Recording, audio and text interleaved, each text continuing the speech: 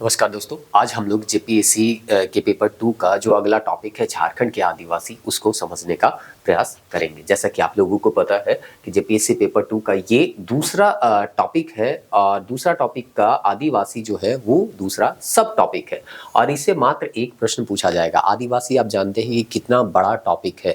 यहाँ के सभी जनजातियों का हम अध्ययन कर सकते हैं, उनके समाज, संस्कृति, बहुत सारा चीज़ जो है इसके अंतर्गत आता है और केवल यहाँ आदिवासी लिखा हुआ है। और पूछा कितना नंबर जाएगा? 1 नंबर जाएगा। तो वही बात हो गया ना कि यहाँ पे अथाह समुद्र है अगर पढ़ने जाए तो, और पूछेगा सिर्फ और सिर्फ एक सवाल। तो यहाँ पे फिर अपने आप को एक लिमिट में बांधने के लिए हम लोग पीवाईक्यू को एनालाइज करते हैं और देखते हैं कि किस तरह के सवाल यहाँ पे पूछे गए हैं। उसके बाद हम लोग क्या आज पढ़ने वाले हैं आदिवासी के अंतर्गत इस पेपर 2 के इस टॉपिक के लिए, वो आपको अभी हम बताएंगे। तो सबसे पहले क्वेश्चन देख लीजिए, जेपीएससी 2016 में क्या पूछा गया था। निम्नलिखित भाषाओं में कौन सा भाषा झारखंड के आदिवासी समुदाय से विलुप्त हो रहा है? मुंडारी, कुड़ुक, खरिया और अशूरी। तो इस क्वेश्चन से हमको थोड़ा बहुत आइडिया हो गया कि समुचित जो भी जनजाति है उनमें अगर कोई भाषा संस्कृति में क्या हो रहा है, समाप्त हो रहा है, तो उससे सवाल पूछा जा रहा है। आगे, निम्नलिखित में कौन सी जनजाति झारखंड के आधिकारिक अनुसूचित जनजाति की सूची में शामिल है? ये इसको छोड़ दीजिए। यहाँ पे भंजा, बिरजिया, गंडिया और प्रजा। कहने का मतलब है यहाँ पे जो भी हम लोगों के झारखंड की जितनी भी जनजातियां हैं उसके बारे में एक ओवरव्यू आपके पास होना चाहिए। उसका डीप जाके नहीं पूछा है, बस इतना पूछा है कि झारखंड में इन चारों में से कौन जो है वो जनजाति का दर्जा पाया हुआ है। तो एक ओवरव्यू होना चाहिए आपको सभी जनजातियों के बारे में कि कितने जनजाति हैं और कौन कौन से जनजाति हैं। जनजाति के अंदर जाके सवाल नहीं पूछा गया है। निम्न में कौन सी जनजाति सिर्फ झारखंड में पाई जाती है? यहाँ पे भी वही बात हो रहा है। मतलब झारखंड के अगर जनजाति आप जो है वो पढ़े हैं तो आपको थोड़ा बहुत आइडिया हो जाएगा कि कौन जो है वो केवल और केवल झारखंड में पाया जाता है। संथाल है, असुर है, मुंडा है, हो है। उसके बाद अगला जो सवाल आया था, जो पिछला जेपीएससी में आया था 11 से 10th में, वहां पे पूछा गया उरांव जनजाति में बच्चों के विवाह के समय मां के गोत्र में कितनी पीढ़ी तक विवाह वर्जनीय होती है? ये एक जनजाति के अंदर क्या किया गया और वहां से डीप जो है वो सवाल पूछा गया 5, 7, 10 और 3। आप उरांव के बारे में पढ़िएगा ना तो भी जनरल अगर हम लोग पढ़ते हैं तो भी ये जानकारी नहीं मिलता है। तो जब इन लोगों को पूछना होगा तो डीप में जाके भी पूछेगा और सामान्यतः ओवरव्यू जो होता है ना एक जनजाति का, उससे भी सवाल पूछा जाता है। तो अब यहाँ पे हम लोग पढ़ेंगे क्या? तो हम लोग सभी जनजातियों का एक ओवरव्यू लेंगे क्योंकि हम लोग जो है कल्चर के अंतर्गत सभी जितनी भी जनजाति है यहाँ पे उनका एक एक करके अध्ययन करते हैं, चाहे वो संथाल हो, मुंडा हो, बिरजिया हो या आदिम जनजाति के जितने भी जनजाति हैं, तो सभी जनजाति को एक एक करके अध्ययन करते हैं। ऑलरेडी हम लोग कल्चर में वो सब पढ़ते हैं। तो यहाँ हम आदिवासी के अंतर्गत केवल एक सवाल पूछा जाएगा तो एक आदिवासी का ओवरव्यू देंगे क्योंकि उससे सवाल यहाँ पे भिड़ने की ज्यादा चांसेस है। और अगर वो जबरदस्ती किसी जनजाति में क्या करता है, डीप जाके एक सवाल बनाता है, तब क्या ही करना, फिर आपको गेस करना होगा। वैसे भी तो नेगेटिव है नहीं, अगर भिड़ गया तो भिड़ गया और नहीं तो फिर जो है आप 1 नंबर के लिए पूरा किताब तो नहीं पढ़ सकते ना। जनजाति का एक पूरा किताब आता है, विमला चरण शर्मा पढ़िएगा, केवल जनजाति का यहाँ पे उनका एक मोटा सा किताब है 400-500 पेज का, तो उतना हम लोग अध्ययन नहीं करेंगे, है ना, क्योंकि हम बार बार कहते हैं और भी दूसरे सब्जेक्ट है जिसको हमको पढ़ना है। तो चलिए जनजातियों का एक ओवरव्यू लेते हैं और बाकी 32 जनजाति जो है आप कल्चर के अंतर्गत या संस्कृति के अंतर्गत जो है वो पढ़ लीजिएगा और टोटल कल्चर का वीडियो जो है हमारे चैनल के प्लेलिस्ट में आपको मिल जाएगा। चलिए, तो आज हम लोग जानते हैं जनजाति के बारे में। जैसा कि आप लोगों को पिछला वीडियो में बताया गया कि झारखंडी समाज को मुख्यतः 3 कैटेगरी में बांटा जाता है, जिसमें जो पहला कैटेगरी है वो है आदिवासी, दूसरा कैटेगरी है वो है गैर आदिवासी, और गैर आदिवासी को पुनः 2 कैटेगरी में बांटा जाता है, जिसमें एक को कहते हैं शदान, जो कि आदिवासियों के समय के साथ लंबे समय से यहाँ रहते आए हैं, और एक है दीकू जो हाल फिलहाल में झारखंड में आए हैं और बस गए हैं। तो इस तरह से झारखंडी समाज को 3 कैटेगरी में हम लोग मोटा मोटी बांट के जानते हैं। तो आपको पिछले वीडियो में भी हम बताए थे दीकू के बारे में यहाँ पे नहीं पढ़ना है, हम लोगों को पढ़ना है झारखंड के सदान और झारखंड के आदिवासी। तो सदान यानी कि गैर जनजाति के बारे में इससे पहले वाले वीडियो में हम लोग डिस्कस कर चुके हैं। बेसिक जो भी जानकारी था वो आपको बता दिया गया है प्रीवियस ईयर क्वेश्चन को ध्यान में रखते हुए। आज इस वीडियो में हम लोग झारखंड के आदिवासियों के बारे में थोड़ा बहुत जानने का क्या करते हैं, प्रयास करते हैं। तो सबसे पहले तो ये आदिवासी शब्द का मतलब आप समझ लीजिए, और थोड़ा बहुत यहाँ पे जो है हम स्लाइड में बहुत सारा चीज लिखा हुआ नहीं है, लेकिन जो डिटेल हम लोगों के नोट्स में दिया गया है, अलग अलग जो ऑथेंटिक बुक है वहां से हम निकाले हैं तथ्यों को, और डिटेल जो नोट्स है उसमें हम डाले हुए, वहां से कुछ लाइन हम यहाँ पे कोट करेंगे। आप ध्यानपूर्वक उसको सुनिएगा, क्योंकि ये एक बहुत बड़ा टॉपिक है, तो सबको स्लाइड में डालना थोड़ा सा यहाँ पे पॉसिबल नहीं हो रहा था। तो कुछ फैक्चुअल डाटा जो है वो स्लाइड में आपको दिखेंगे, और कुछ ऐसे जो तथ्य हैं, जो ऐसे जानकारी आपको रखने चाहिए, वो सब सारे तथ्य जो है आपको हम बताएंगे। अगर ये सब तथ्य आपको पढ़ना है तो डाउनलोड कीजिएगा हम लोगों के ऐप में, वहां पे एक ई बुक मिलेगा 490 पेज वाला, जो झारखंड का संपूर्ण झारखंड करके, वहां पे ये सब सारे तथ्य जो है आपको मिलेंगे, अभी जो हम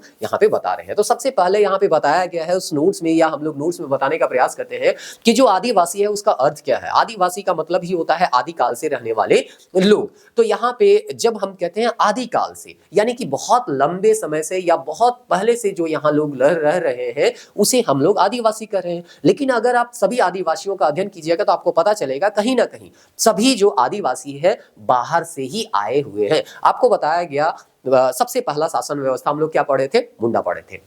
मुंडा के बारे में आपको बताया गया था ना कि ऋषा मुंडा जो है वो यहाँ पे आते हैं और सुतिया पहान की अध्यक्षता में एक सुतिया नाग खंड का क्या करते हैं, यहाँ पे स्थापना करते हैं। तो आपको बताया ना गया कि ऋषा मुंडा आए थे। अब आगे अगर हम लोग मुंडा जनजाति के बारे में पढ़ते हैं तो वहां पे पता चलता है कि कहां कहां से वो लोग आए थे, उरांव कहां से आए थे, संथाल कहां से आए थे। कुड़ुख के बारे में भी जब हम लोग पढ़ रहे थे, पढ़ा पंचायत व्यवस्था, तो बताया गया था कि इनका मूल स्थान जो है वो दक्कन बताया जाता है। तो कुल मिला के आपको बस इतना याद रखना है कि सभी जनजाति जो है यहाँ से यहाँ पे यानी झारखंड में बहुत लंबे समय से रहते आ रहे हैं, लेकिन इसका अर्थ ये नहीं है कि उनका मूल निवास स्थान यही है। वो कहीं ना कहीं विस्थापित होके झारखंड में आया और झारखंड के ही होके रह गए और यहाँ लंबे समय से रहते आए हैं। तो ये एक ओवरव्यू होना चाहिए। ऐसा नहीं समझना है कि आदिवासी का जो मूल स्थान है वो झारखंड ही है। कहीं ना कहीं ये कभी ना कभी, चाहे वो 1000 साल, 2000 साल, 3000 साल पहले, वो कहीं ना कहीं दूसरे जगह से ही आए। और आपको पिछले वीडियो में भी हम बताए थे, संथाल जो है सबसे अंतिम समय में आने वाले यहाँ के जनजाति है, और सबसे प्रमुख रूप से या सत्ता में अभी आप देखिए जो हमारे मुख्यमंत्री हैं वो कौन है, संथाली। हमारी राष्ट्रपति जो है वो कौन है, संथाली। तो एक तरह से हम कह सकते हैं संथाल जो है अभी सबसे डोमिनेटेड है हमारे झारखंड में। अब यहाँ पे अगर इसका प्राचीनता ढूंढने जाए, जैसे कि सदान का प्राचीनता अगर हम ढूंढते हैं तो हम ढूंढने कहां पे जाते हैं, जो सबसे प्राचीनतम साहित्य हमारा है वेद, उसमें। तो वेद में अगर जनजाति शब्द का कहीं पे हम ढूंढने का प्रयास करते हैं तो जनजाति हमको कहीं नहीं मिलता है। जैसे कि सदान के संदर्भ में हम लोग ढूंढने जा रहे थे, तो हम लोग देख रहे थे कि कैसे जो आर्य यहाँ पे आए, जो कि व्रात्य देव कहलाए, वही बाद में सदान कहलाए, और यहाँ के लोगों को वो लोग जो है अथर्ववेद में व्रात्य कहते थे। तो व्रात्य जो है हम मान सकते हैं यहाँ के क्या थे, जनजाति थे। लेकिन ये जो जनजाति जो वर्ड है या शब्द है, इसका कहीं वेदों में कहीं उल्लेख नहीं किया गया है। वेद में अगर हम देखें या वैदिक काल में देखें तो उनके समाज को दो ही कैटेगरी में बांटा गया था। एक को बोला गया था आर्य और दूसरा को बोला गया था दस्यु। तो बहुत सारे विद्वानों का मानना है कि ये जो जनजाति कैटेगरी के लोग थे वो दस्यु के अंतर्गत ही आते थे। तो हम वेद से अगर जनजाति को जोड़ना चाहे तो 10वीं के अंतर्गत हम लोग जनजाति को रख सकते हैं। ये सब सारा चीज जो है वो डिटेल नोट से फिर से हम बोल रहे हैं लिखा हुआ है ना, वहां पे आप जाके इसको पढ़ सकते हैं। यहाँ पे ये भी बताया गया है कि रामायण और महाभारत काल में यहाँ पे स्पष्ट रूप से जनजाति का चर्चा नहीं किया गया है, लेकिन कई ऐसे जनजाति है या कई ऐसे यहाँ पे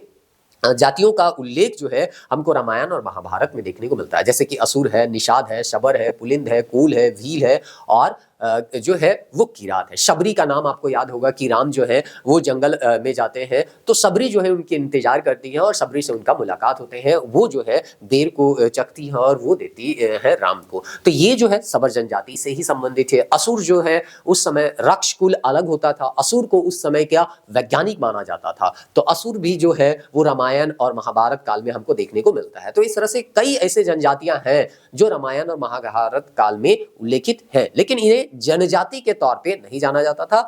इन्हें कुछ अलग कैटेगरी के रूप में जाना जाता था। ये सब सारा चीज यहाँ पे दिया गया है। आगे अगर यहाँ पे देखें तो जो है और भी बहुत सारा चीज यहाँ पे दिया गया है, जैसे कि किरात जो है वो भील का जिक्र है जो कि महाभारत में मिलता है। किरात के वेश में भगवान शंकर का युद्ध जो है अर्जुन से हुआ था। किरात अर्जुनीय एक साहित्य है, अगर आप पढ़े होंगे तो, जिसमें किरात जो है वो जंगल में रहने वाले जो लोग होते थे उसको कहते थे। तो महादेव जो है वो किरात का रूप लेते हैं, यानी कि जंगल में जो वास करते हैं उसका रूप लेते हैं, और अर्जुन का जो परीक्षा है वो लेते हैं, और इस तरह से उनके दोनों के बीच में युद्ध होता है। और इस तरह से ये चीज जो है हमको यहाँ पे पता चलता है। और भी अगर आप जाए तो बहुत सारा चीज पता चलता है अनुसूचित जनजातियों के बारे में। इतिहास में जाएं तो और भी बहुत पता चल जाता है, लेकिन इतना बेसिक जानकारी जो है उतना हमको देना था वो आपको हम दे दिए। अब चलिए हम लोग इस डाटा की ओर आते हैं, फैक्ट की ओर आते हैं। वीडियो थोड़ा लंबा होगा, आपको पता है आदिवासी कितना लंबा चौड़ा टॉपिक है। हम अगर 1 घंटा का भी वीडियो बनाएंगे ना तो सभी चीजों को समझा नहीं पाएंगे, बहुत लंबा चौड़ा ये टॉपिक है। तो जितना भी हो सकता है वो हम आपको बताने का प्रयास करेंगे। जो फैक्ट है वो तो आपको स्लाइड में दिखेगा ही दिखेगा। ये सब सारा चीज माइंड मैप में भी आपको मिल जाएगा, जो कि ई बुक सेक्शन में ही आपको मिलेगा। ये स्लाइड भी हम जो है वो माइंड मैप वाले जो कैटेगरी है उसी में यहाँ पे डाल दे रहे हैं। मतलब जितना भी पीपीटी यूज कर रहे हैं ना वो चीज आपको माइंड मैप वाले सेक्शन में ही मिल जाएगा। संपूर्ण जो झारखंड का माइंड मैप है अभी 69 पेज का है, वो आने वाले समय में और भी इसमें जो है वो कंटेंट जोड़ा जाएगा और इसका पेज जो है इंक्रीज होगा। तो चलिए यहाँ पे शुरू करते हैं, जो स्लाइड में है पीपीटी में है उसके तथ्यों को और समझने का प्रयास करते हैं। तो पहली जनगणना जो है वो हम लोगों को पता है 1872 में हुआ था लूड में, और यहीं पे 18 जनजातियों को अनुसूचित श्रेणी में रखा जाता है। तो इसको जो है कहा जाता है 18 जनजातियों को अनुसूचित श्रेणियों में रखा गया, जिसमें 4 जो थे बंजारा, बथुडी, चिकबड़ाइक और महली को अर्ध हिंदू आदिवासी कहा गया था। तो शुरुआत में जो है क्लासिफाई करना जो था वो थोड़ा सा मुश्किल था कि इसको हम आदिवासी कहेंगे, जनजाति किसको कहेंगे, क्योंकि पहले आपको बताया गया कि सदान भी बहुत लंबे समय से यहाँ रहते आए हैं। तो किसको आदि, अभी भी देखिए कि कोई जो है वो कहता है कि हमें जो है एसटी का दर्जा दो, अनुसूचित जनजाति का दर्जा दो। तो यहाँ पे अगर उन्हें अनुसूचित जनजाति का दर्जा मिल गया तो वो भी तो आदिवासी के अंतर्गत आ जाएंगे। तो इसीलिए यहाँ पे सरकार जो है वो किसको आदिवासी माने ना माने इसको लेके थोड़ा सा कंफ्यूजन तो रहता है, क्योंकि स्पष्ट कोई परिभाषा यहाँ पे नहीं है। आपको आगे पता चलेगा कि एक अनुच्छेद दिया गया है, उस अनुच्छेद में अगर आपको शामिल कर दिया गया तो आप जो है वो आदिवासी हो जाएगा। भले अभी आप सदान है, लेकिन केवल उस अनुच्छेद में आपको एंट्री मिल गया तो आप क्या बन जाइएगा, आदिवासी बन जाइएगा। तो ये सब सारा चीज यहाँ पे दिक्कत है। तो सबसे पहले बताया गया 1872 में लॉर्ड मेयो के काल में ये पहला जनगणना होता है, और पहला जनगणना में 18 जो लिस्ट है, 18 जो जनजाति है उसको अनुसूचित अर्थात शेड्यूल्ड ट्राइब के रूप में क्या किया गया, यहाँ पे उल्लेखित किया गया, जिसमें से 4 को अर्ध हिंदू निवासी बताया गया, जिसमें बंजारा, बथुडी, चिकबड़ाइक और मली। अगेन हम फिर से बता रहे हैं कि ये जो है डिटेल नोट्स में है, क्योंकि हमको सारा चीज स्लाइड में रखना थोड़ा सा पॉसिबल नहीं हो रहा था, इसीलिए हम कुछ आपको नोट से बता रहे हैं, कुछ जो है यहाँ पे फैक्ट से बता रहे हैं। उसके बाद यहाँ पे बताया गया है कि कोरा को भी इसी 18 लिस्ट में रखा गया था, इस 18 लिस्ट में, जिसमें इसको श्रमजीवी हिंदू के तौर पे क्लासिफाई किया गया था। तो ये था 1872 का जनगणना के बारे में। तो कुल मिला के थोड़ा बहुत याद रखिएगा, जब पहली जनगणना हुआ था तो उसी समय 18 जनजातियों को अनुसूचित श्रेणी के अंतर्गत रखा गया था, एक शेड्यूल के अंतर्गत रखा गया था, यानी अलग एक कैटेगरी इनका बनाया गया था। अब आगे अगर हम जानते हैं तो आता है 1931 का समय। बीच में बहुत ज्यादा फेरबदल नहीं हुआ होगा, इसीलिए यहाँ पे दिया गया नहीं है। 1931 में यहाँ पे बोलता है कि फिर से यहाँ पे इस लिस्ट में जनजातियों का संख्या को क्या किया गया, ऐड किया गया, और ऐड करके अब 18 से बढ़ के इनका जो संख्या है वो बढ़ के कितना हो गया, 26 हो गया। तो इसमें बोला जाता है जो लिस्ट था 18 में, उसमें से एक जाति को हटाया गया, एक जनजाति को हम कह सकते हैं हटाया गया, वो जनजाति था किसान। अभी किसान जो है हमारे अनुसूचित जनजाति में आता है।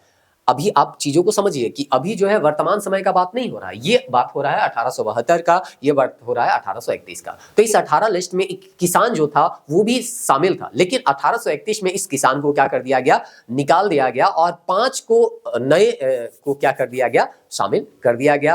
फिर 4 नई जातियों को और सूचीबद्ध किया गया। तो 5 जो किया गया था ना वो अर्ध हिंदू आदिवासी या श्रमजीवी हिंदू के रूप में परिणत थे, यानी जाने जाते थे, और 4 नई जो जनजाति को जोड़ा गया उसमें था बिरजिया, गोड़ाइत, करमाली और परिया। तो इस तरह से एक को निकाला गया तो यहाँ 17 बन गया, और 17 में 5 और 4 जोड़ दीजिएगा, यानी कि 9 जोड़ दीजिएगा, तो टोटल मिला के यहाँ पे कितना हो जाएगा, 26 हो जाएगा। तो कुल मिला के यहाँ पे अब जो 31 में हम लोगों को अनुसूचित श्रेणी श्रेणी में देखने को मिलते हैं जनजातियों की संख्या वो कितने देखने को मिलती है? 26। अब आगे का समय आता है 1935 का। 1935 में यहाँ पे देखे तो बताया जाता है भारत में अनुसूचित जनजाति शब्द या अनुसूचित जाति, अभी अनुसूचित जनजाति नहीं, अनुसूचित जाति यहाँ पे लिखा हुआ है। अनुसूचित जाति शब्द का पहली बार प्रयोग जो है भारत सरकार अधिनियम 1935 में हुआ था। तो यहाँ पे लिखा भी हुआ है 1935 का अधिनियम में पहली बार अनुसूचित जाति, यहाँ जनजाति भी नहीं कहा गया, अनुसूचित जाति का यहाँ पे क्या किया गया है? प्रयोग किया गया है।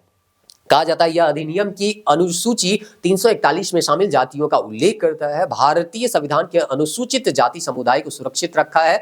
भारत में स्वतंत्रता के समय अनुसूचित जातियों की संख्या जो थी वो 5.17 करोड़ थी। तो ये 1935 का अधिनियम था जिसमें अभी जिसको हम लोग एसटी कहते हैं ना, उसको उस समय अनुसूचित जाति के तौर पर क्लासिफाई किया गया था। अब चलिए आगे चलते हैं और 1941 का जो जनगणना है उसके बारे में यहाँ तो दिया नहीं है, लेकिन आपको हम बताने का प्रयास करते हैं। 1941 का फिर से यहाँ पे 10-10 साल में होता है। तो 1941 का जनगणना हुआ, उसमें बोला जाता है बैगा, बेदिया और लुहरा को सूची में शामिल कर लिया गया। मतलब ये जो सूची था उसमें अब और लोगों को क्या किया जा रहा है? शामिल किया जा रहा है। ठीक ना, एक मिनट।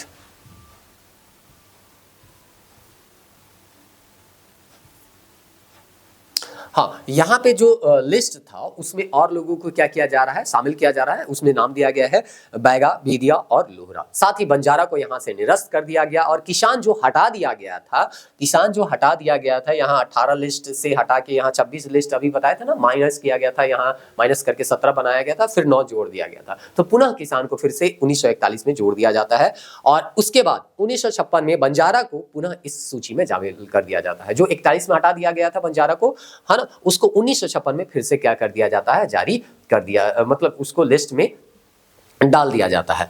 चलिए, अब यहां तक तो हो गया। जो भी डेवलपमेंट है वो हम लोग देख लिए 1872 से 1800 मतलब 1947 तक, या मोटा मोटी हम कह सकते हैं देश के आजादी तक। अब आपको जानना है भारतीय संविधान में आदिवासियों के लिए या अनुसूचित जनजातियों के लिए क्या उल्लेख किया गया है या क्या प्रावधान किए गए हैं, और मोटा मोटी आपको यही याद रखना है। इसीलिए हम उस डाटा को बहुत ज्यादा नहीं दिए हैं। अगर पढ़ना होगा तो आप डिटेल बुक में उसको पढ़ लीजिएगा। जानकारी आपको भारतीय संविधान में क्या स्थिति है वो रखना है। ठीक ना, चलिए, तो यहाँ पे आपको बताया गया है कि भारतीय संविधान में जब यहाँ भारतीय संविधान बना तो अनुच्छेद 366 में एसटी को क्या किया गया? परिभाषित किया गया। और एसटी का परिभाषा क्या लिखा गया है वो हम जो है वो आपको पढ़ के बता देते हैं, आप खुद समझ लीजिएगा। तो यहाँ पे बोलता है अनुसूचित जातियां शब्द की परिभाषा संविधान के अनुच्छेद 366-25 में इस प्रकार की गई है।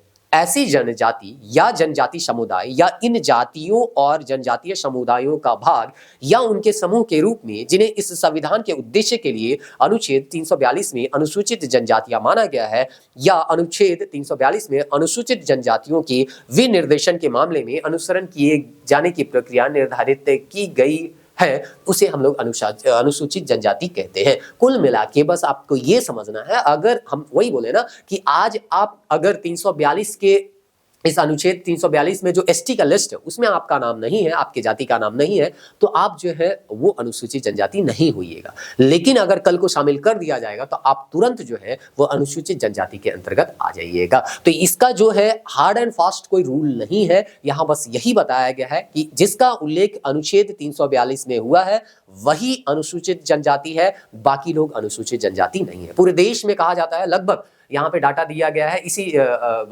ये जो है हम कोई ऑफिशियल पेज से ही ये लिए हुए हैं। एग्जैक्ट अभी हमको लगता है इंडिया ईयर बुक या कोई से लिए हैं, स्पष्ट यहाँ पे लिखा हुआ नहीं है तो याद नहीं हो रहा है। तो ये जो है 700 प्लस यहाँ पे जो है एसटी का लिस्ट आपको देखने को मिलेगा पूरे इंडिया में।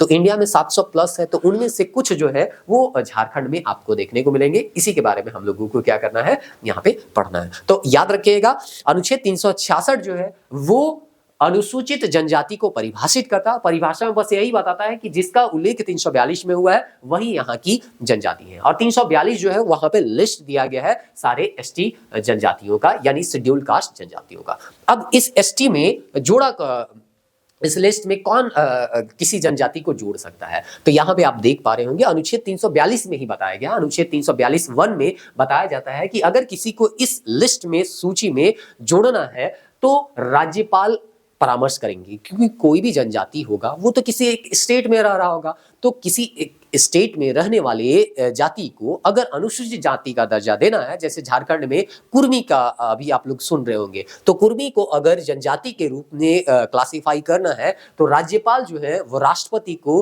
रिकमेंडेशन करेंगे कि यहाँ का जो कुर्मी समुदाय है उसको आप जो है वो एसटी का दर्जा दे दीजिए। अगर राष्ट्रपति चाहेंगे तो इनको राष्ट्र इस लिस्ट में क्या कर सकते हैं, जोड़ सकते हैं, और इस तरह से एसटी का दर्जा इनको मिल सकता है। दूसरा एक तरीका है अनुच्छेद 342(2), जो कि यहाँ पे लिखा नहीं हुआ है। एक में तो हो गया कि राज्यपाल परामर्श करते हैं, राष्ट्रपति उसको जोड़ देते हैं। दूसरा तरीका क्या होता है कि संसद के पास पावर होता है। तो अनुच्छेद 342(2) में लिखा हुआ है, संसद को किसी जनजाति या जनजातीय समुदाय या इनके भागों को अनुसूचित जनजातियों की सूची में शामिल करने या हटाने के लिए कानून पारित करने की शक्तियां शामिल है। तो संसद तो एक तरह से कह सकते हैं सबसे पावरफुल होता है, और इसलिए यहां पे बस इतना याद रखना है कि संसद के पास इतना पावर है कि वो किसी जाति को अनुसूचित जनजाति के इस लिस्ट में 342 का जो लिस्ट दिया गया है 342 अनुच्छेद में, उस लिस्ट में जोड़ भी सकती है और उस लिस्ट से हटा भी सकती है। तो दो कोई जो है इस लिस्ट में किसी भी जाति को जोड़ सकता है। पहला होते हैं राष्ट्रपति और दूसरा होते हैं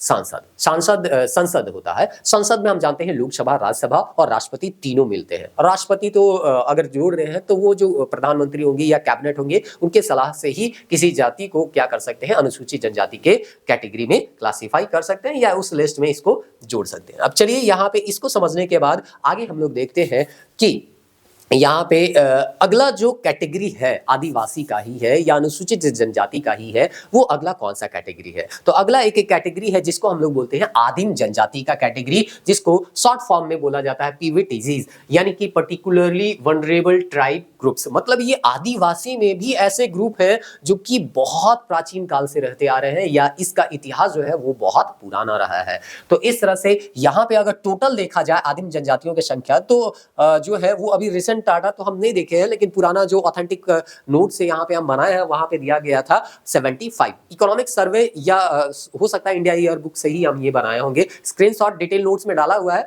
लेकिन कहीं पे लिखा होगा तो अभी हम आपको बता भी देंगे, ठीक ना, कि ये डाटा कहां से है। तो इंडिया में 75 मिलते हैं और झारखंड में टोटल आदिम जनजातियों की संख्या कितनी ही 8 है। तो ये तो आपको याद रखना होगा 8 कौन कौन है, ये अभी इसी वीडियो में आपको हम बताएंगे भी, इसका परसेंटेज भी आपको बताएंगे, क्योंकि ये जो क्वेश्चन है वो पूछा जाता है। देखिए 8 जो झारखंड में आदिम जनजाति है वो सवाल आपको पूछा जाता है, ओवरव्यू से भी पूछा गया है ना आपको, जब सवाल में अभी हम बता रहे तो वहां पूछा गया था ना कि निम्नलिखित में कौन सा एक जाति है जो कि यहाँ अनुसूचित जनजाति का दर्जा प्राप्त जिसको अनुसूचित जनजाति का दर्जा प्राप्त है। तो आदिम जनजाति के बारे में भी पूछ सकता है, निम्नलिखित में 4 में से कौन एक है जिसे आदिम जनजाति का दर्जा प्राप्त है। तो ये सवाल जो है वो आ सकता है, इसलिए इसको याद रखिएगा। अब देखिए हम बोले थे आदिवासी या शेड्यूल्ड ट्राइब जो है उसको कैटेगराइज करने के लिए स्पष्ट रूप से कोई परिभाषा जो है वो नहीं दिया जाता है, या हमको तो नहीं मिला, कम से कम जितना हम पढ़े वहां तो नहीं मिला है। बस इतना पता है कि हाँ 342 में अगर आपका लिस्ट को जोड़ दिया, आपका जाति को जोड़ दिया तो आप अनुसूचित जनजाति बन जाइएगा। लेकिन आप आदिम जनजाति के बारे में जाइएगा तो इसी ऑथेंटिक सोर्स में यहाँ पे बताया गया है कि आदिम जनजाति के रूप में क्लासिफाई करने के लिए क्या क्राइटेरिया होना चाहिए। तो पहला क्राइटेरिया उस जनजाति का कृषि जो है की पुरानी तकनीक का प्रयोग करना। मतलब अगर कोई जनजाति, जैसे असुर के बारे में हम बात करें जिसके बारे में पूछा गया था कि किसका भाषा जो है विलुप्त हो गया है, तो असुर जो है उसका भाषा विलुप्त हो गया, तो कृषि की पुरानी तकनीक जो है वो लोग प्रयोग करते हैं। मतलब अभी नया नया टेक्नोलॉजी आ गया है, उसका यूज ही नहीं कर रहा है। स्थिर या घटती हुई आबादी, या तो उसकी आबादी बढ़नी रुक गई है या तो धीरे धीरे उसकी आबादी घट रही है, और हो सकता है आने वाले समय में उसका आबादी पूरी तरह से खत्म हो जाए, है ना। तो ये कंडीशन होना चाहिए उस जाति का, तब हम उसको आदिम जनजाति के अंतर्गत रखेंगे। साक्षरता भी उनमें निम्नतर होना चाहिए। इसलिए देखिएगा आदिम जनजाति के कई लोगों को सरकार जो है वो बहुत कम क्वालिफिकेशन में भी क्या करती है, नौकरी देती है या उसको कुछ ना कुछ बेनिफिट देती है। अर्थव्यवस्था का न्यूनतम स्तर, यानी कि उनके पास कमाई का जो साधन है वो बहुत ही क्या है, लिमिटेड है। वो किसी तरह अभी अपना जीवन बसर को क्या कर रहे हैं, चला रहे हैं। तो ये 4 कैटेगरी दिया गया है अगर किसी को आप क्लासिफाई करना चाहते हो आदिम जनजाति के तौर पे। तो ये सब सारा चीज जो है आपको स्क्रीनशॉट में हम डाल दिए हैं, और फिर से हम बता रहे हैं ये शायद हमको लगता है जहां तक याद हो रहा है हम इकोनॉमिक सर्वे से ही डाले हुए हैं। हाँ स्क्रीनशॉट, ये जो है आपका अभी हम जो भी कुछ आपको बताया, स्क्रीनशॉट फ्रॉम यहाँ पे लिखा हुआ है डिटेल नोट्स में, ministry of tribal affairs annual report जो है 2019-20 का है। तो बहुत पहले ये नोट्स हम बनाए थे, तो 19-20 का जो रिपोर्ट था वहां से ही ये सब सारा डाटा आपको क्या किए हैं, हम दिए हैं। ये डिटेल नोट्स में स्क्रीनशॉट ही चिपकाया हुआ है, आप जाके खुद से भी उसको क्या कर सकते हैं, पढ़ सकते हैं। और शॉर्टकट में पढ़ना है तो माइंड मैप तो ऑलरेडी है ही है, और ये सबका भी आपको क्या कर देंगे, आपको हम उसी माइंड मैप सेक्शन में डाल देंगे, क्योंकि यहाँ पे जो भी फैक्ट लिखा है वही फैक्ट जो है वो माइंड मैप में भी देखने को मिलेगा।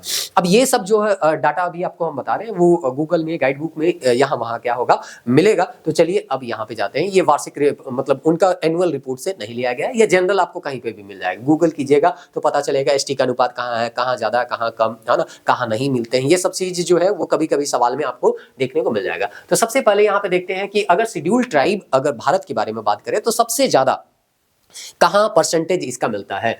यानी कि यहां पे हम देखेंगे, अगर एक स्टेट का बात करें तो अगर हमारे स्टेट में यानी झारखंड में अगर 100 लोग हैं तो हम लोग जानते हैं एसटी का जो पॉपुलेशन है 2011 का अगर हम जनगणना देखें तो लगभग 26% है।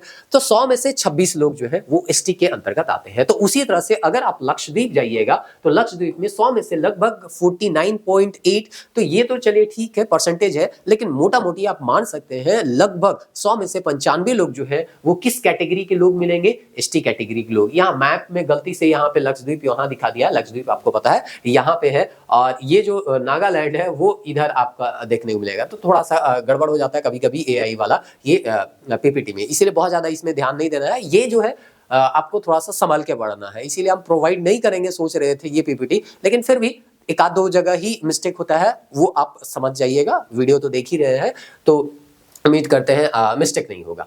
उसके बाद सेकंड नंबर आता है मिजोरम। मिजोरम में भी 94.4% है। तो फर्स्ट हाईएस्ट अगर स्टेट में परसेंटेज देखें तो लक्षद्वीप आता है, और ये तो स्टेट भी नहीं है, ये यूनियन टेरिटरी है।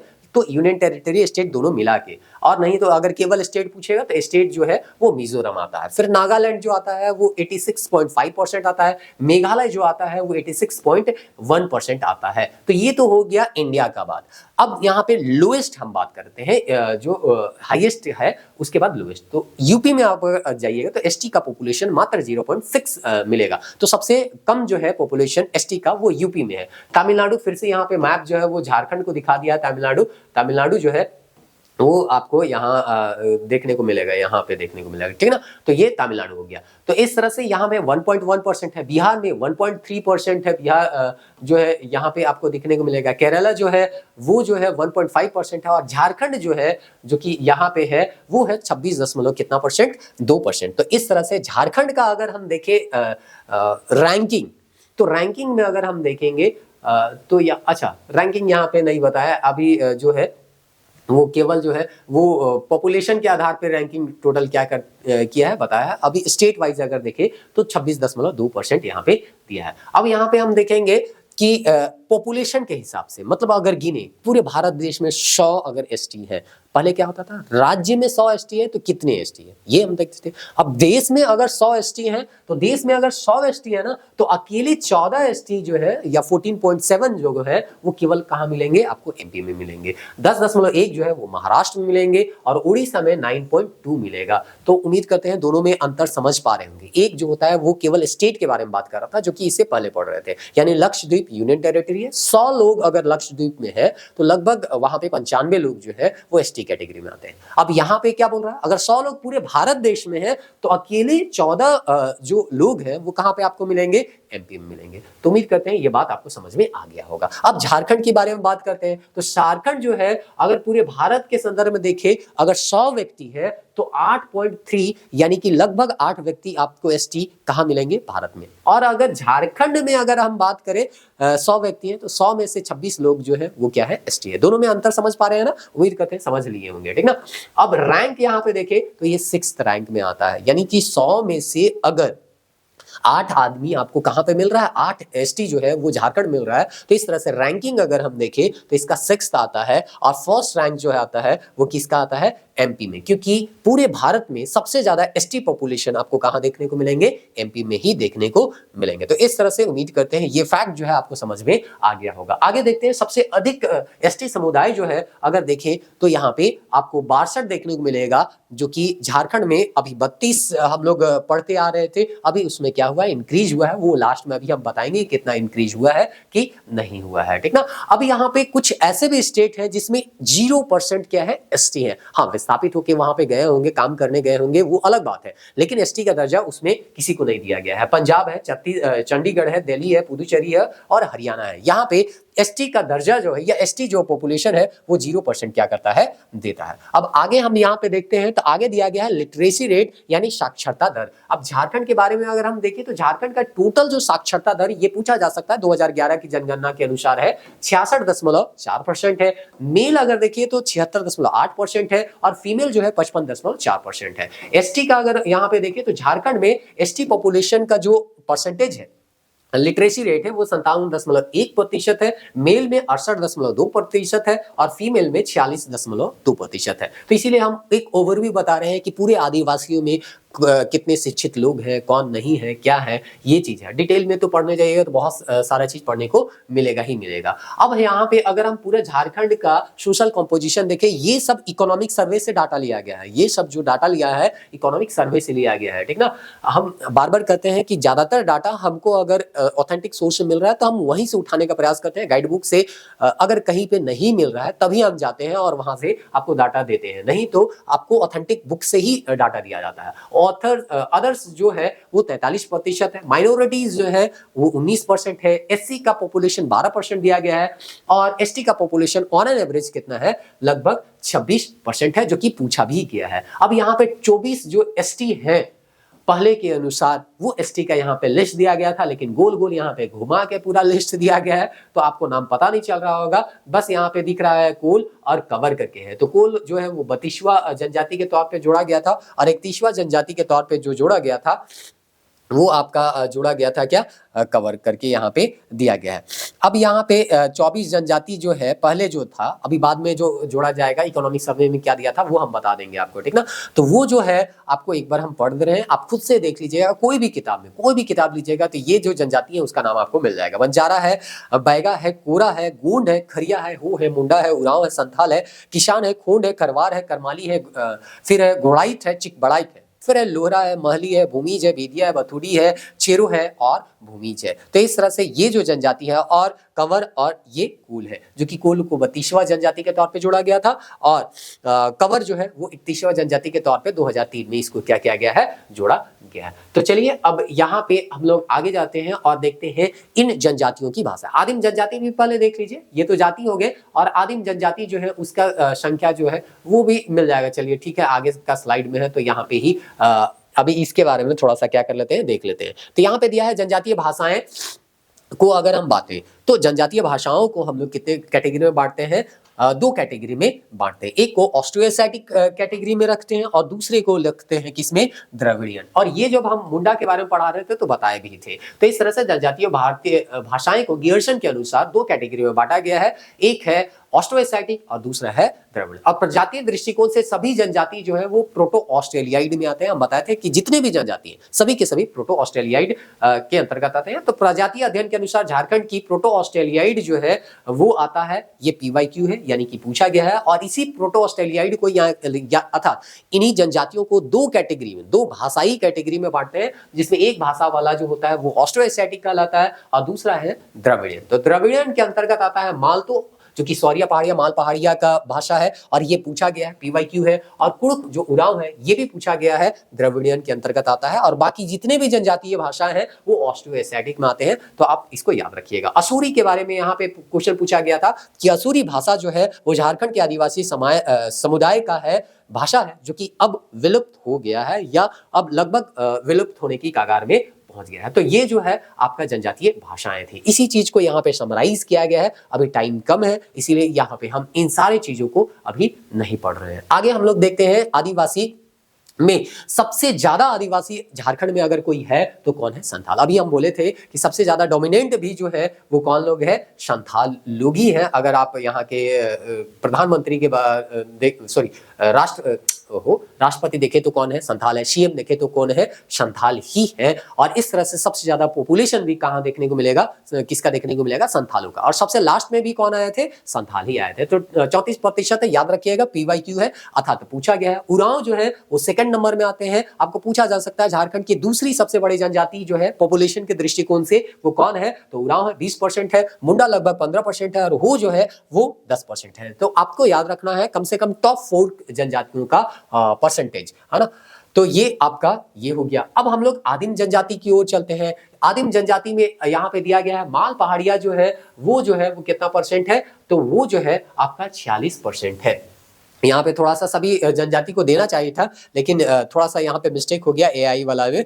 तो ठीक है, कुछ जनजाति यहाँ दिया है, कुछ जनजाति नेक्स्ट स्लाइड में दिया है, वो देख लेते हैं। फिर सौरिया पहाड़िया जो दिया गया है वो कितना परसेंट दिया गया है? आपका 16% दिया गया है। उसके बाद तीसरा नंबर में आता है कोरवा, ये कितना परसेंट दिया गया है? 12% दिया गया है। फिर आपका चौथा नंबर में दिया है परहिया। तो इस तरह से ये कितना परसेंटेज रखता है? 9%। एक सवाल जो है इसी आदिम जनजाति से पूछा गया था कि आदिम जनजाति जो है वो कितना पॉपुलेशन रखता है? तो 3.4% यहाँ पे ये है। और इसका पॉपुलेशन कितना है? तो 2.9 लाख। 2.9 लाख भी शायद पूछा गया है जहां तक हमको याद हो रहा है। तो याद कीजिएगा, यहाँ जो आदिम जनजाति में भी सबसे ज्यादा पॉपुलेशन है वो किसका है? माल पहाड़िया का। सेकंड नंबर में आता है सौरिया पहाड़िया, यानी पहाड़िया जनजातियों की संख्या जो है आदिम जनजाति में सबसे ज्यादा है। फिर है परहिया, ये पहाड़िया है और ये क्या है? परहिया है, ये 9% है। और कोरवा जो है वो 12% है। अब इसके बाद 4 देख लिए, तो बाकी के और 4 देख लेते हैं। असुर जो है वो 8% है। और ये असुर जो है वो केवल झारखंड में ही पाए जाते हैं। तो आपको पूछा, एक सवाल तो गया था ना कि ऐसी कौन सी जनजाति है जो केवल झारखंड में पाई जाती है? तो असुर से संबंधित 2 सवाल पूछा गया। इसकी भाषा भी विलुप्त हो गई है और ये केवल झारखंड में ही पाए जाते हैं। बिरोर जो है वो 4% है। सवर जो है वो 3% है। और बिरजिया सबसे कम आदिम जनजाति में है, 2%। और ये भी सवाल पूछा गया है। तो आपको हम बार कोई ये JPSC में ही नहीं पूछा गया है, JSSC में भी पूछा गया है। सारा क्वेश्चन आप कहिएगा कि बिरजिया वाला क्वेश्चन तो आप बता ही नहीं, मतलब ऐसा जो फैक्ट है कुछ जो JSSC में पूछा गया वो भी हम PYQ के रूप में हाईलाइट किए। ऐसा नहीं है कि JPSC में पूछा गया तभी हाईलाइटेड किया है, ठीक ना। अगर दूसरे एग्जाम में है तो वो भी आपका क्या किया गया है? हाईलाइट किया गया है। तो ये परसेंटेज है, इसको याद रखिएगा। माइंड मैप में सब एक जगह आपको दिख जाएगा, एक पेज में सारा जो है डाटा वो खत्म हो जाए। अच्छा, ये माइंड मैप जो है ओनली JPSC वाला सेक्शन में आपको नहीं मिलेगा, ये कल्चर वाला सेक्शन में मिलेगा जहां हम आदिवासी पढ़ा है। तो आदिवासी जो 32 वहां पे आदिवासियों के बारे में दिया गया है, जनजातियों के बारे में।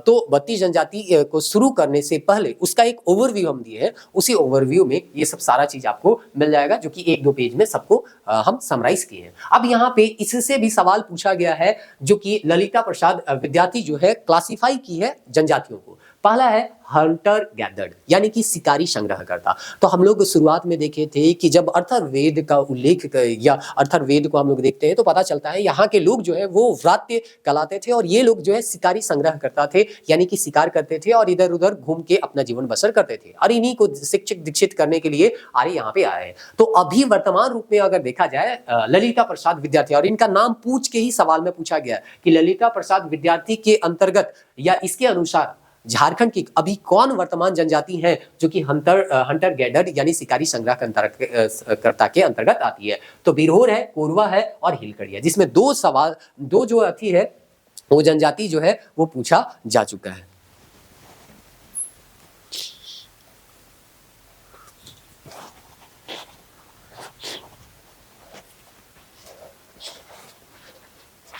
उसके बाद आगे अगर हम देखें तो आगे बताया गया है कि कुछ क्या है, शिल्पकार है, आर्टिशियन है, जैसे कि महली, लोहरा, करमाली और चिक बड़ाई। तो इस तरह से यहाँ पे हम लोग जानते हैं महली जो है वो जहाँ तक हमको पता है कि ये टोकरी का काम करता है, लोहरा जो है लोहा का काम करता है, चिक बड़ाई जो है वो कपड़ा से संबंधित काम करते हैं, करमाली भी कुछ काम करते होंगे, आप कमेंट में बताइए। फिर है कुछ ऐसे कैटेगरी है, इन्हीं के अनुसार कैटेगरी में रखा गया है जनजातियों को जो कृषि करते हैं।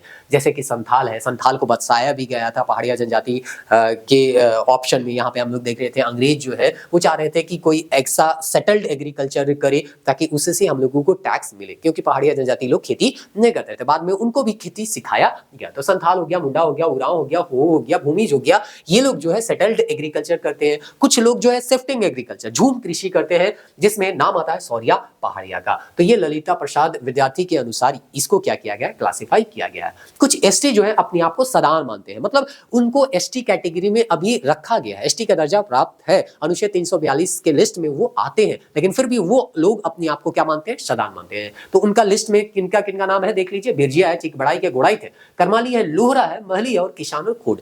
इनका नाम जो है या इनके जाति का जो नाम है वो एसटी के लिस्ट में आता है, अनुच्छेद 342 में आता है, लेकिन फिर भी ये लोग अपने आप को सदान मानते हैं। कुछ ऐसे भी अनुसूचित जनजाति हैं जो अपने आप को उच्च हिंदू मानते हैं, जैसे या राजपूत मानते हैं, जैसे कि बथुड़ी हो गया, बेदिया हो गया, बिंजिया हो गया, चीरो हो गया, खरवार हो गया। तो ये लोग अपने आप को राजपूत का कैटेगरी में रखते हैं, लेकिन आपको याद रखना है कि एसटी का जो लिस्ट है उसमें इनको क्या किया गया है, रखा गया है। अब चलिए आगे यहाँ पे देखते हैं, इनके बारे में थोड़ा बहुत और जानकारी यहाँ पे लेते हैं। यहाँ पे दिया गया है कि किसमें गोत्र है और किसमें गोत्र नहीं है। तो सौरिया पहाड़िया और माल पहाड़िया जो है उसमें गोत्र नहीं होगा। किसान बंजारा में भी गोत्र नहीं है। तो सौरिया पहाड़िया, माल पहाड़िया, बंजारा, किसान, है ना, और परिया, ये सब में गोत्र पाए नहीं जाते हैं। शबर में कहता है गोत्र ये लोग भूल चुके हैं। उसके बाद चेरो और बैगा में गोत्र होता है, परंतु गोत्र टोटमिक नहीं होता है, यानी टोटमिक किसी जंतु से वो जुड़े हुए रहते हैं, तो ऐसा वो नहीं होता है, ऐसा यहाँ पे बताया गया। तो आपको पूछा जा सकता है कि यहाँ के जो जनजाति है उनमें सामान्यतः हम लोगों को गोत्र देखने को मिलता है, लेकिन ऐसे कौन से जनजाति हैं जिनमें गोत्र देखने को नहीं मिलता है। तो याद रखिएगा, सौरिया पहाड़िया, माल पहाड़िया, बंजारा, किसान और पहरिया में गोत्र जो है वो देखने को नहीं मिलता है, ठीक ना। यहाँ पे जो है गोत्र नहीं मिलता है, या गोत्र यहाँ पहरिया जो है वो भूल चुके हैं ऐसा भी दिखता है, ठीक ना। सबर के बारे में भी बोलता है कि गोत्र यहाँ पे नहीं है, और ये चीज लिखा हुआ है गोत्र होता है परंतु गोत्र टोटमिक नहीं होता है। ये किसके लिए लिखा गया है, तो ये लिखा गया है चेरो और बैगा के लिए। ये किसके लिए लिखा गया है, चेरो और बैगा के लिए, ठीक ना। ये चीज चेरो और बैगा के लिए लिखा गया है। तो माइंड मैप में स्पष्ट पता चल जाता है। अगर इस वीडियो को देख रहे हैं और माइंड मैप को आप पढ़िएगा, उसके बाद इसको देखिएगा तो कोई कंफ्यूजन नहीं होगा। केवल इसी से पढ़िएगा तो हो सकता है थोड़ा बहुत यहाँ पे कंफ्यूजन हो जाए। अब हम लोग इकोनॉमिक सर्वे 2022-23 की ओर चलते हैं, और 22-23 में क्या इकोनॉमिक सर्वे में डाटा दिया गया था वो हम आपको बताने का प्रयास करते हैं, और इसी में आपको थोड़ा बहुत क्लियर हो जाएगा कि अभी वर्तमान में झारखंड में कितनी जनजातियां हैं। 32 तो आप पढ़ते आए हैं, अब देखिएगा कितनी जनजातियां हैं और खुद भी डिसाइड लीजिएगा, क्योंकि ऑथेंटिक किसी भी सोर्स में 32 से बढ़ा के अभी तक लिखा हुआ हमको तो फिलहाल नहीं मिला है। इस बार का सर्वे देखते हैं क्या लिखता है ना। लेकिन आपको अगर कहीं ऑथेंटिक सोर्स में, ऑथेंटिक मतलब गवर्नमेंट के किसी जो आर्टिकल है उसमें अगर कहीं मिलता है तो आप जरूर बताइएगा, ठीक ना। हम इकोनॉमिक सर्वे को कोट कर रहे हैं, इसी के अनुसार अब हम आपको बताने का प्रयास कर रहे हैं। तो इकोनॉमिक सर्वे 2022-23 में एसटी पॉपुलेशन दिया गया था कि हाईएस्ट जो है वो आपको कहां पे देखने को मिलेगा, खूंटी में देखने को मिलेगा। और खूंटी में कितना परसेंटेज है, तो 73.6% यहाँ पे आपका दिया गया है इसका हाईएस्ट पॉपुलेशन। सेकंड नंबर में जो है वो सिमडेगा दिया गया है, और सिमडेगा का सवाल जो है वो पूछा गया था। देखिए खूंटी ऑप्शन में था ही नहीं, सिमडेगा था, तो सिमडेगा ही हाईएस्ट होगा, सेकंड नंबर का था ना, तो इसीलिए 70 पॉइंट कितना है, 78% जो है वो सिमडेगा का यहाँ पे दिया गया है। थर्ड नंबर में अगर आप देखिएगा तो लोहरदगा है, जो कि 56.89% है। लोहरदगा यहाँ पे लिखा है, लोहरदगा यहाँ पे लिखा है, लेकिन यहाँ पे इसका पॉपुलेशन नहीं लिखा है, तो इसका पॉपुलेशन आपका हो जाएगा 56.89%। तो इस तरह से यहाँ पे पहला हो जाएगा खूंटी, दूसरा हो जाएगा सिमडेगा, और तीसरा जो हो जाएगा वो कौन हो जाएगा, वो है लोहरदगा। तो टॉप 3 एसटी पॉपुलेशन यहाँ पे देख लीजिएगा, इकोनॉमिक सर्वे में दिया हुआ था।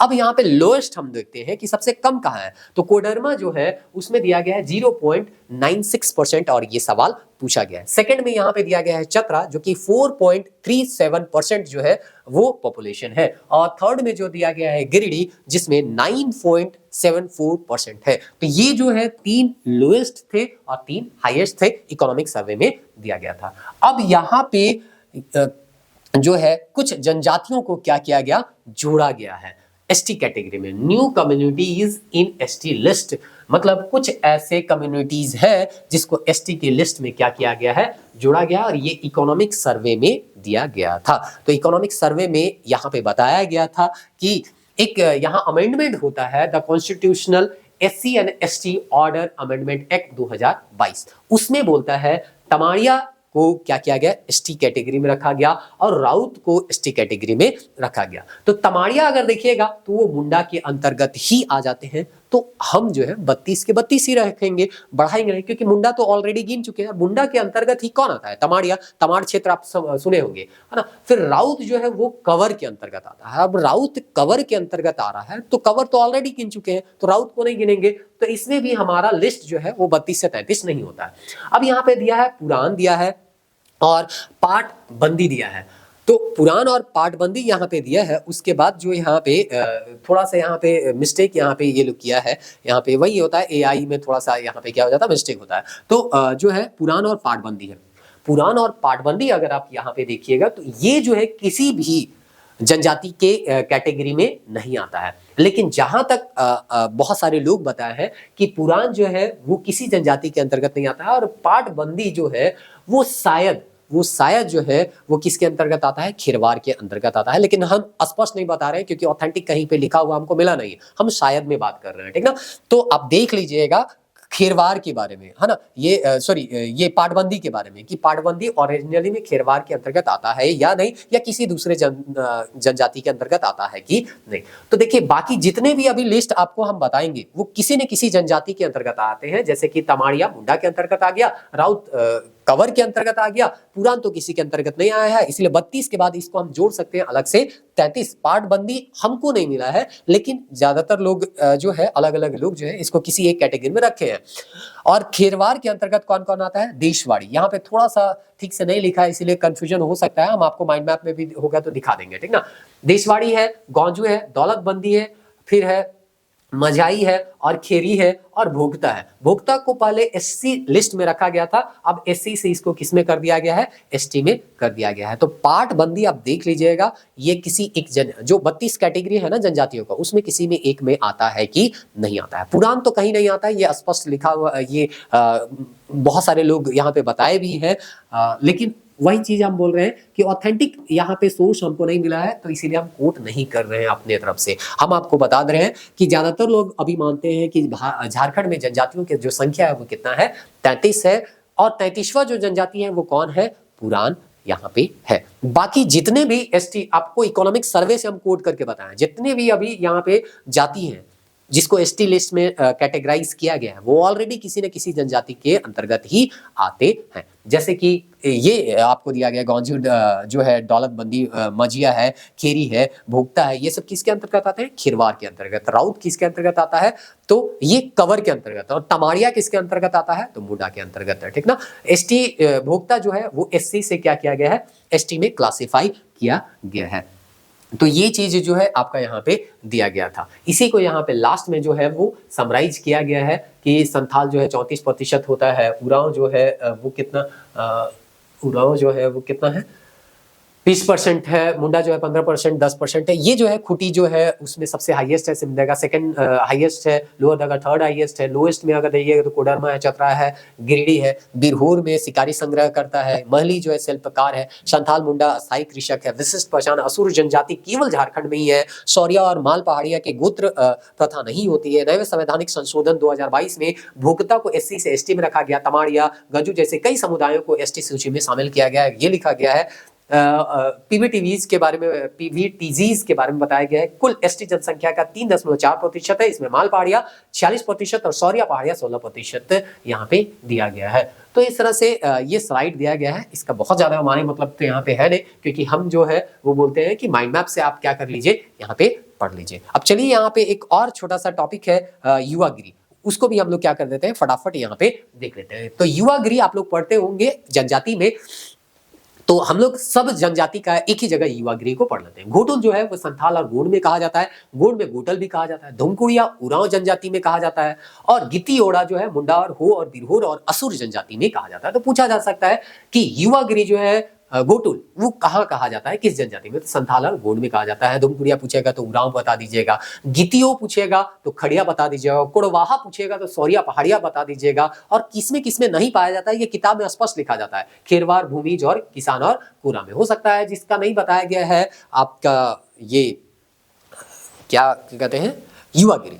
तो सभी में जिसमें नहीं बताया गया उसमें नहीं होता होगा, इसीलिए नहीं बताया गया, ऐसा हम मान सकते हैं। लेकिन ऐसा सब जगह लिखा हुआ नहीं रहता है, तो जिसमें स्पष्ट लिखा है कि भैया इसमें नहीं मिलता है तो उसको याद कर लीजिए, बाकी आप रिस्क में रहिए। वधु मूल्य जो है अपनी तरफ से हम नहीं कर सकते हैं, क्योंकि जब सभी जनजाति का तो हम रिसर्च किए नहीं है।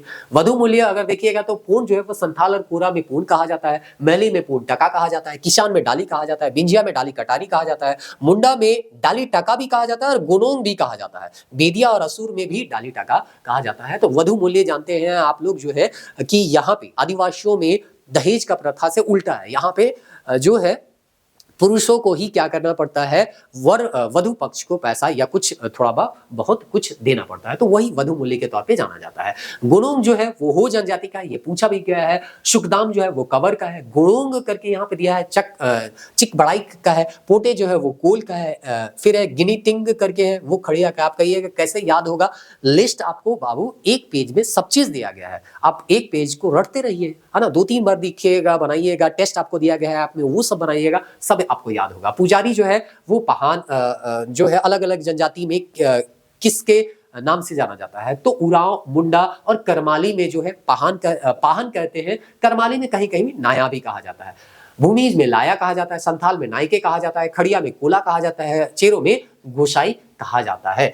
फिर है हो जनजाति के पुजारी में 2 कैटेगरी के होते हैं। हो जनजाति जो है का पुजारी एक देवरी होता है, देवरी जो होता है वो मनीता अर्थात अच्छे देवता के पुजारी होते हैं, और देववा बनीता यानी कि घातक देवता के पुजारी होते हैं। तो ये 2 कैटेगरी में बांटा गया था।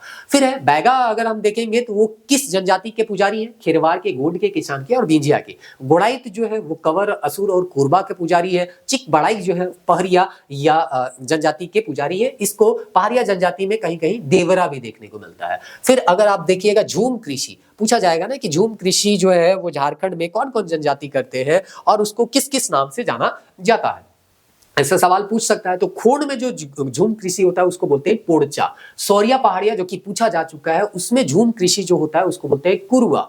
उसके बाद अगर बियोड़ा पूछा जाए किस जनजाति का झूम कृषि है, तो कोरबा का है। और दीपा और बेवार जो है वो किस जनजाति का झूम कृषि है, तो गोंड जनजाति का झूम कृषि है। अब विवाह भी जो होता है वो आप लोग सदान में भी अगर आप देखिएगा तो 2 तरह का होता है, एक बारात जाके और एक डोली लाके। तो बस यहाँ पे मतलब एक लड़के के घर के जाके विवाह होता है और एक लड़की के घर के में जाके विवाह होता है। तो लड़की लाकर अगर विवाह कर रहे हैं तो उसको चेरो में डोला कहते हैं, करमाली में वेद कड़ी कहते हैं, कोरबा में गुरबा कहते हैं, और अगर यहाँ पे बारात जाकर शादी करते हैं तो चेरो में चढ़ा कहते हैं, करमाली में वेद चढ़ी कहते हैं और कोरबा में चढ़ुआ कहते हैं। तो ये विवाह का था। फिर से अभी जो आपको बताया उसको यहाँ पे समराइज किया गया है, और इस तरह से आज हम जो है एक बहुत बड़े टॉपिक को यहाँ पे क्या किए है, समराइज करने का प्रयास किए हैं। देखिए आपको जो है ये सब सारा चीज जो है वो ऐप में मिल जाएगा। आप कहिएगा कि इतना लंबा चौड़ा, अभी वीडियो को यहाँ तक देख रहे होंगे तो उम्मीद करते हैं हम जो आपको बताते हैं वो सब थोड़ा बहुत आपको जो है वो समझ में आ रहा होगा, तभी आप यहाँ तक वीडियो को देख ही रहे होंगे। नहीं तो कौन इतना लंबा 1 घंटा का वीडियो देखता है ना। 1 घंटा का वीडियो कोई नहीं देखता है, लेकिन फिर भी हम यहाँ पे 1 घंटा का वीडियो क्या करते हैं, बनाते हैं उन विद्यार्थियों के लिए जो हम पे विश्वास करते हैं कि हाँ हम सर का वीडियो देख रहे हैं, सर का चैनल फॉलो कर रहे हैं, तो ये हमें एक क्वालिटी कंटेंट देंगे और कुछ ऐसा कंटेंट देंगे जिसको हम खुद से पढ़ सके। ऐसा नहीं कि हम यहाँ पे बता के चले गए और मेरा काम हो गया, आप मेरा व्यूज बढ़ा दिए, मेरा काम खत्म।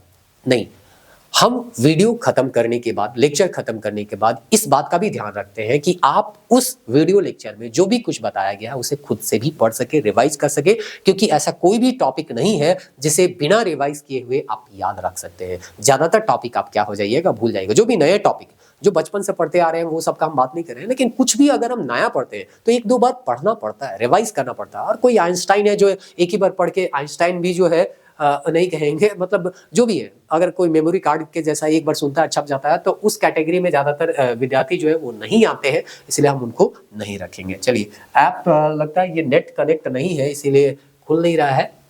देखिए ऐप में जो है वो आप जाइएगा, ऐप जो है प्रबोध पत्रिका के नाम से मिलेगा। ये जो है पुराना जो है डेस्कटॉप में अपडेट नहीं हुआ, इसलिए यहाँ प्रबोध पत्रिका में जाइएगा, हम आपको बता रहे हैं। ये जो ई बुक है, पता नहीं वहाँ से दिख रहा होगा कि नहीं दिख रहा होगा, शायद हम नज़दीक करते हैं यहाँ पे। ये देखिए ई बुक जो है यहाँ पे एक है झारखंड स्पेसिफिक एग्जामिनेशन है, जेपीएससी मेंस है, टेस्ट सीरीज कंपटीशन है, ई बुक है। ई बुक कैटेगरी में जाइएगा, फिर ऑल कोर्सेज में जाइएगा, तो ऑल कोर्सेज में जितने भी ई बुक है वो मिल जाएंगे। अभी जो आपको माइंड मैप और पीपीटी जो अभी हम पढ़ा है वो सब सारा चीज संपूर्ण झारखंड के इस माइंड मैप में मिलेगा। और अगर आप 490 डिटेल जो अभी आपको हम बता रहे थे कि जो भी कुछ हम यहाँ पे बहुत सारा चीज कोट कर रहे थे वो सब डिटेल बुक से कर रहे थे, तो वो सब आपको कहाँ मिलेगा? ये संपूर्ण झारखंड जो 490 पेज का है, तो 490 पेज का है। आने वाले टाइम में इसमें और भी कुछ हम जो पेज छूटा हुआ है वो सब ऐड करेंगे और इस तरह से आपका ये नोट जो है वो और भी समृद्ध होते जाएगा। तो बहुत ही मेहनत के बाद ये सब सारे नोट्स बनाए गए हैं, इसका आप फायदा उठाइए। बहुत कम टाइम में कैसे रिवाइज करना है उसका भी हम लोग उपाय किए हैं। और अगर किसी टॉपिक को डेप्थ में जाके अगर समझना है, ऑथेंटिक जो सोर्स होते हैं उसके माध्यम से, तो उसका भी उपाय है डिटेल नोट्स, है ना। तो आप फायदा उठाइए, डाउनलोड कीजिए हमारे ऐप को। ये नहीं खुलेगा, अभी नेट कनेक्ट नहीं है, शायद यहाँ पे वाईफाई कनेक्ट नहीं है इसीलिए नहीं खुल रहा है, ठीक ना। तो इसके पीछे नहीं रहना है, तो आप जो है डाउनलोड कीजिए और उसके बाद जो है आप हमारे ऐप में जो भी कंटेंट दिया गया है उसका फ़ायदा उठा सकते हैं। और अगर नहीं तो यूट्यूब में हमारे वीडियो आ रहे हैं, आप देखिए। जो भी फ़ायदा होता है यूट्यूब से भी आप क्या कर सकते हैं, ले सकते हैं, आपकी मर्जी। आप जैसे भी हमारे चैनल से फ़ायदा उठाना चाहते हैं वो उठा सकते हैं। मिलते हैं नेक्स्ट वीडियो में, तब तक के लिए जय हिंद।